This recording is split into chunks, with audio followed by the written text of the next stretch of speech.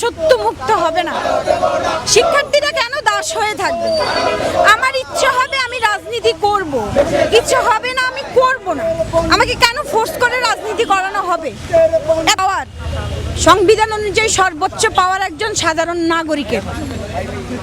আমরা সাধারণ শিক্ষার্থীর পর ক্যাম্পাস ছেড়ে দিলে এবং ক্যাম্পাসে থাকাকালীন সময় আমরা সাধারণ নাগরিক। আমাদের প্রায় ভাই মারা যাওয়ার পর বলছিল না বুয়েটে আমরা আমাদের ছেলে মেয়েদেরকে পাঠাবো না, কদিন পর ঢাকা বিশ্ববিদ্যালয়ে পাঠাবো না। বাবা মা এত টাকা খরচ করছে রাজনীতি করার জন্য, চামচামি করার জন্য। আমার নেতা আমি সাধারণ জনগণের পক্ষ থেকে কথা বলছি, যাদের সামনে আপনাদের ক্যামেরা যাওয়ার সুযোগ নেই।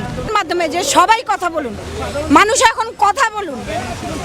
আপনি একদিন মার খাবেন, 2 দিন মার খাবেন, 3 দিনের দিন হয়ে যাবে কি? যদি কাউকে পরাস্ত করতে হয়